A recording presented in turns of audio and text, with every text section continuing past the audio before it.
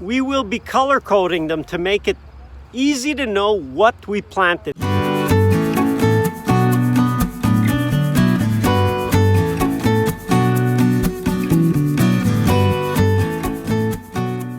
Few more details. Sebastian is out putting out the tape measure.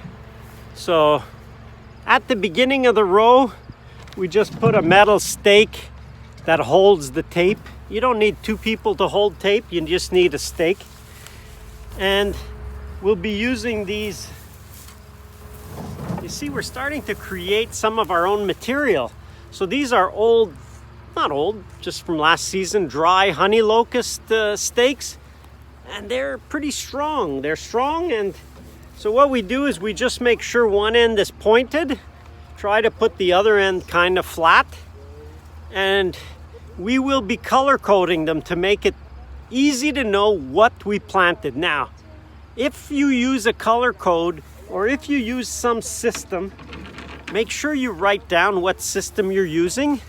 And because we're using nitrogen fixer, apple, plum, and pear, we try to color code them to give us the closest to what they will be. So what color should we use for plum? The plums we're planting are blue plums. So we'll use blue tape to mark the tops of the stakes. If we have nitrogen fixer, nitrogen, no tape.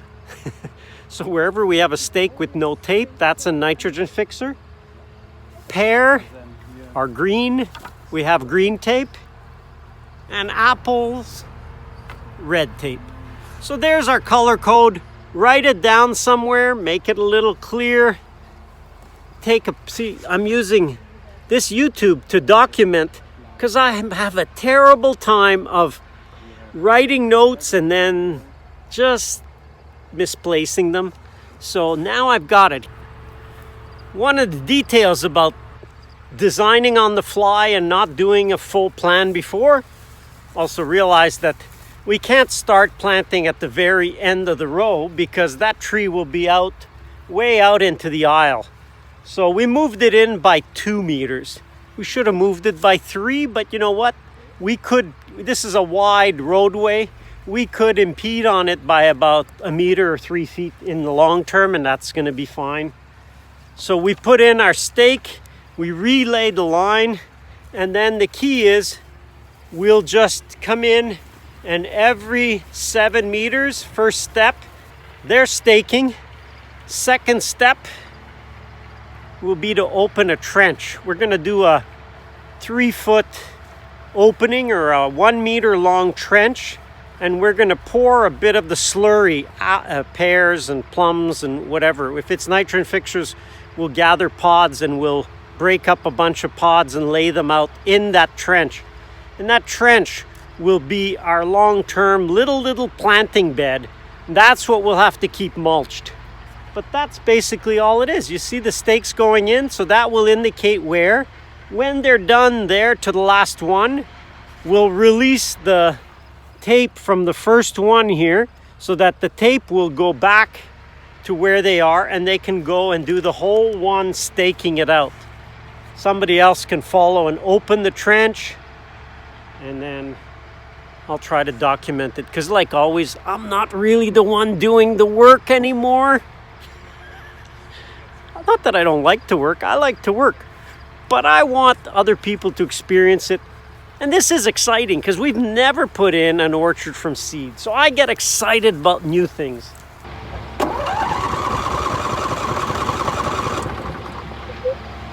Sounds like we're out of gas.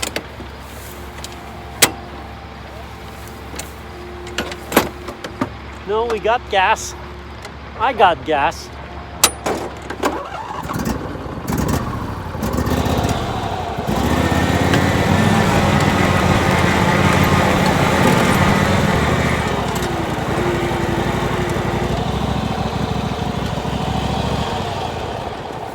You know what we could do to reduce the risk of error?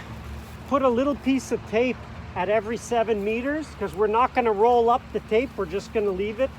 So if we have some of that tape, let's put a piece on each spot. You have them in your pocket? Yep. One of the nice tricks to making it easy so you don't have to do mental math as you're measuring and counting is whatever you're spacing on your tape, put a piece of tape. You see that? Just a blue piece of tape or a red piece of tape to mark out your exact location, and that saves you so much time of not having to do, oh, I forgot I didn't calculate this, that. So once your spacing is set, whatever distance you're doing, put your tapes out, then you just look for the tape and bang, there goes the stake. Saves you time, and especially saves you from getting 2 rows ahead and then realizing, oh, I must have made a mistake somewhere. So try that as a nice simple time-saving trick.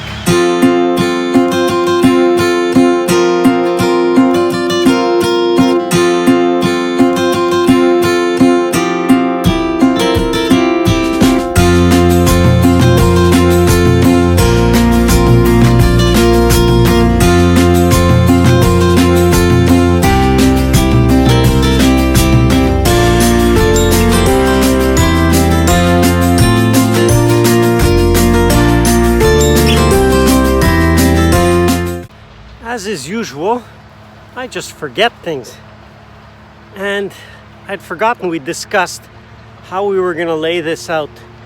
So we're not actually putting a square pattern. We have the rows and we're putting them, in French it's quinconce, and it's an offset pattern. So instead of the trees being lined up like this, they're actually lined up like this, and then the next row will be like that, and so on and so on. So we'll have a staggered row in case it isn't wide enough. We will eventually be able to run the tractor through by kind of snaking around the trees. I don't know if it's a great idea, but it gives us leeway that if we were wrong by 2-3 feet, then it'll forgive because we could go around the trees. So that's what we did. So now the stakes, so this stake and that stake, won't line up with the ones that are in this row. It won't be a pattern, but every second row, so not that one, not this one, but the one in the next row, they will line up. So just a bit of change on the go, you see? That's part of stay flexible. Be open to change. Don't look to have it perfect. So you know what? I might be off by a foot here and there, and I'm fine with that. If in the future I look and I go, you know what? My row wasn't perfectly straight. I much rather have a row that's a little crooked than not have planted in the first place. So if ever you're stuck between, you know what? This isn't quite perfect, but it's planted. Better to be planted than to be perfect. Even better than to be perfectly planted. It's better to just have planted it than to have it perfect. So they're finishing up this second row. We'll line up for the third row to put in the stakes. Some of these have 2 layers of mulch, and I'm talking, there's a good 8 inches of tightly packed hay, mulch, rolled in a tight bale. So there's a lot of stuff. Sometimes the stake is a little hard to get in. Off to the third row.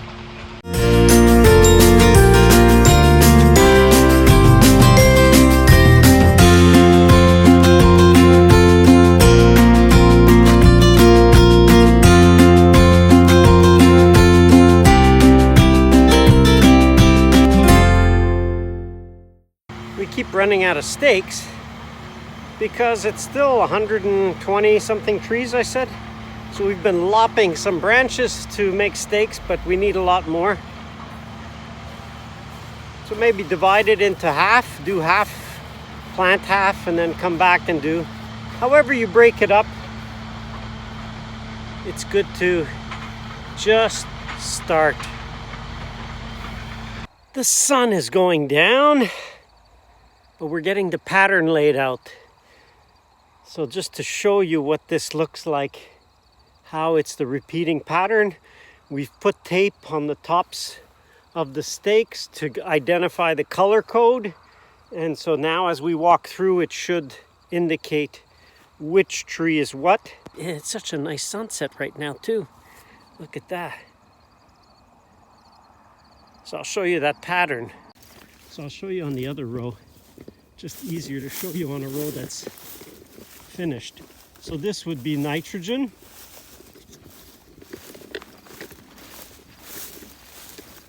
So that would be blue. That's the first one. Plum, blue plum, green pear, bowdog, blue, green, nitrogen. Nitrogen, no tape. So we go through that and it's on and on. So once, lay out one row at a time, make it easier. We were doing two at a time. So there's blue, green,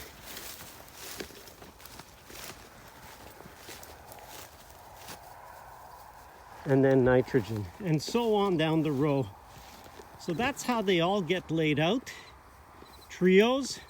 And then, it's not that obvious right now, but here's green. That next stake, where is it? It's right there. That one is also green, and the far one is green. So we'll have a green diagonal here where it's pairs, and every second row here, if I look in straight 90-degree across, so this is pair, skip a row, pair, skip a row. So we'll see a row that way. Every second row there will be a pair. Well, that's far. That's 48 feet apart. So no problem. That's not like they're... No fear that it's a monoculture. And so it's neat that you can actually get diagonals, and here you don't see it that much. That's why the color coding. But it is good to just check that way. So you see, oh, is that the right order? Yes. And you see that row is kind of a left-right row, but it works because we could put the stakes in the middle along a line, and actually the stakes do line up nicely on that. And they're still in the mulch. So the mulch is 4 feet wide. So sometimes it's on the left side, sometimes it's on the right side, but overall it works. Just get it started. Just get done. If ever you've been wondering why is there so much background noise where we are, well, especially in this block at the back of the farm, if you take a look on the other side of the fence, we've got active gravel extraction going on. So they're still digging. The lake is getting bigger. That's wonderful. It's getting deeper and bigger. Hopefully we'll get a microclimate eventually, but in the meantime, they are taking out a lot of gravel, and during work hours, so for them it's 7 till 5, there is quite a bit of heavy machinery action going on. So there they're digging, and over here the loader is pulling up this pile and putting it into sort. So these are all sorted piles back there, different size gravel. And so, yeah, it makes for some background noise when we're trying to film, but that's part of, sometimes it's the geese and sometimes it's the equipment.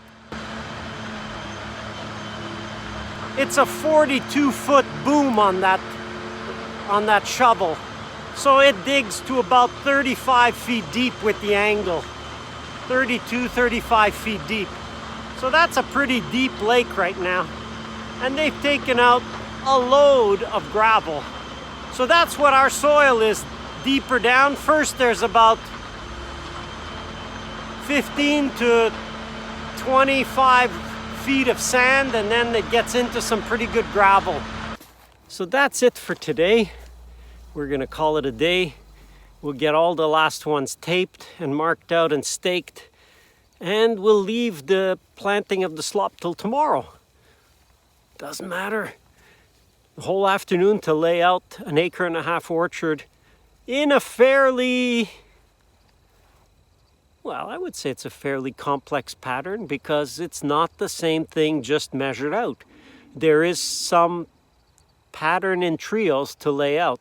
So it takes a little longer. Figure it out. Do it on paper if you're not comfortable with it.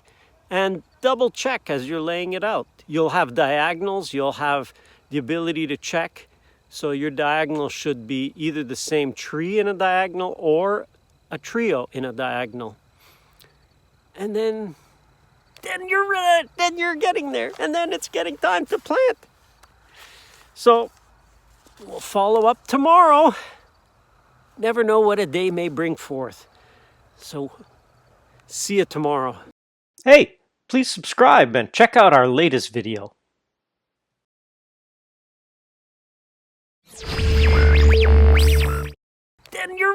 Then you're getting there. And then it's getting time to plant.